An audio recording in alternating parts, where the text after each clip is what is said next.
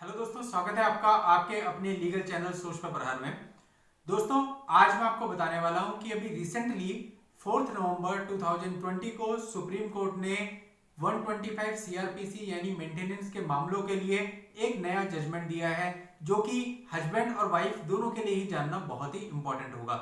मेरे पास बहुत सारी कंसल्टेशंस ऐसी आती हैं जिनमें जो है महिलाएं मेंटेनेंस को लेकर सवाल करती हैं या फिर हस्बैंड भी करते हैं जो कि बहुत बहुत सालों से प्रताड़ित हैं या जिनको गलत रूप से मेंटेनेंस का भुगतान करना पड़ रहा है। तो ये जो सुप्रीम कोर्ट की गाइडलाइंस आई हैं, ये दोनों के लिए ही बहुत इंपॉर्टेंट है और दोनों के लिए ही जानना बहुत ही आवश्यक है। दोस्तों, ये जो गाइडलाइन है, ये सुप्रीम कोर्ट ने मेंटेनेंस के ये केस यानी 125 सीआरपीसी के एक केस में वाइफ और सन को मेंटेनेंस को लेकर जारी करी है। अब दोस्तों, ये जो गाइडलाइंस सुप्रीम कोर्ट ने दी है, ये जितनी भी लोअर कोर्ट्स हैं जैसे कि डिस्ट्रिक्ट कोर्ट हो गई, फैमिली कोर्ट हो गई या मजिस्ट्रेट कोर्ट हो गई, इन सब पर ये लागू होंगी। और इन गाइडलाइंस का जो उद्देश्य है वो ये है कि पूरे इंडिया में जो भी डिसीजन मेंटेनेंस को लेकर के होते हैं, इनमें यूनिफॉर्मिटी आ जाए, इनमें समानता आ जाए। तो दोस्तों, आज के इस वीडियो में इस जजमेंट को लेकर मैं बारीकी से आपको बताऊंगा, हर एक बिंदु को मैं आपको खोल करके समझाऊंगा। तो दोस्तों, पूरी जानकारी के लिए बने रहिएगा मेरे साथ इस वीडियो में एंड तक। दोस्तों, यदि आप हमारे चैनल पर नए हैं और आपने अभी तक चैनल को सब्सक्राइब नहीं किया तो सब्सक्राइब जरूर कर लें और नोटिफिकेशन बेल पर जरूर क्लिक कर लें,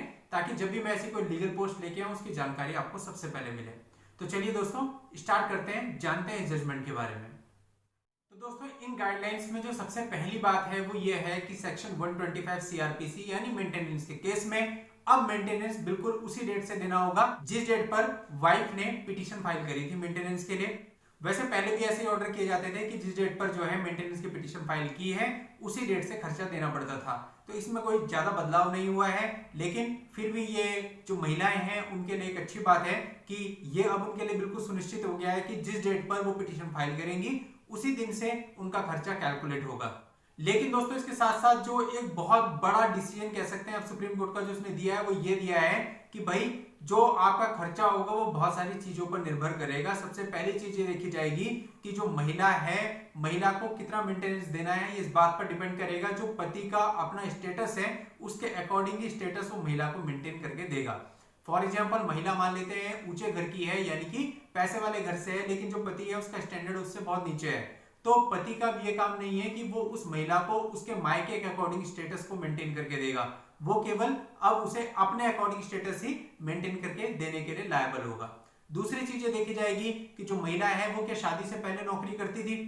क्योंकि यदि वो शादी से पहले नौकरी करती थी तो फिर निश्चित तौर पर वो आज भी नौकरी कर सकती है। लेकिन होता क्या है कि शादी से पहले भी जो महिला नौकरी करती है, शादी के बाद वो नौकरी करना छोड़ देती है और अगर विवाद हो जाता है तो यही कहती है कि मैं नौकरी नहीं कर रही हूं, और जो मेंटेनेंस का खर्चा होता है उसका और बच्चे का वो पूरी तरह से पति पर आ जाता है। तो अब कोर्ट ये भी देखेगी कि क्या महिला शादी से पहले नौकरी कर रही थी। तीसरी चीज ये देखी जाएगी कि वर्तमान समय में क्या वो नौकरी करके अपना गुजारा कर सकती है। मान लेते हैं जो महिला है वो पीएचडी है या फिर हाईली क्वालिफाइड है या ग्रेजुएट भी है, तो ऑब्वियसली फिर वो इतना तो काम कर ही सकती है कि वो अपने लिए गुजारा कर ले और बच्चों का मेंटेनेंस पति दे दे। तो इस चीज को भी अब ध्यान में रखा जाएगा कि जो महिला है वो वर्तमान समय में नौकरी करने के लिए क्वालिफाइड है या नहीं है। इसके साथ ही दोस्तों, सुप्रीम कोर्ट ने जो बड़ी बात कही है वो ये कही है कि अब ऐसा नहीं होगा कि मेंटेनेंस कुछ भी दे दिया जाए, क्योंकि देखिए इससे पहले देखा जा रहा था कि जो कोर्ट होती थी वो मेंटेनेंस के केस में मेंटेनेंस देती ही थी पत्नी को। आप कितने भी मामले उठा के देख लीजिए, 99% मामले आपको ऐसे मिलेंगे जिसके अंदर कोर्ट ने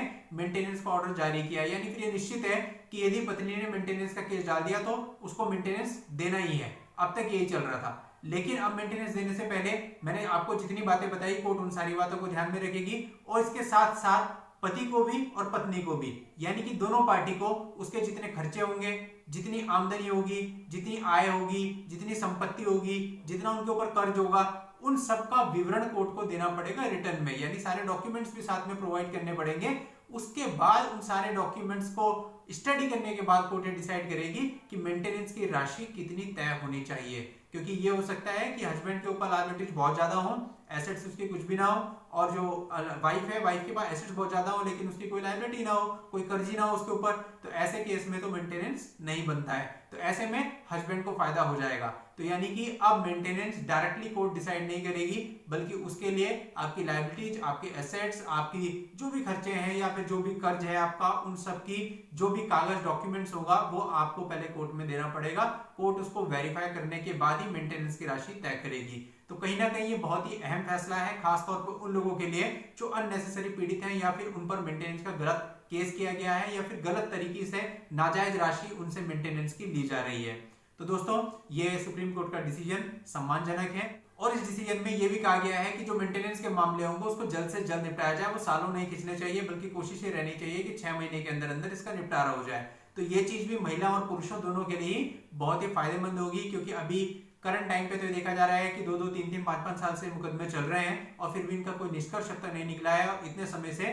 जो हस्बैंड है वो लगातार एक अमाउंट पे करता हुआ आ रहा है। तो दोस्तों इस डिसीजन के बाद पति और पत्नी दोनों को ही बहुत राहत मिलने की संभावना है और जो कुछ भी न्याय होगा वो बहुत ही लॉफुल तरीके से होगा, एक लॉजिकल ढंग से होगा। ये नहीं कि मनमाना कुछ भी इंटर मेंटेनेंस या मेंटेनेंस की अमाउंट कोर्ट ने घोषित कर दी। तो दोस्तों ये था आज का लीगल अपडेट। ऐसे लीगल अपडेट्स और लीगल जानकारी के साथ मैं आपसे नेक्स्ट वीडियो में मिलूंगा। तब तक के लिए goodbye and thank you for watching.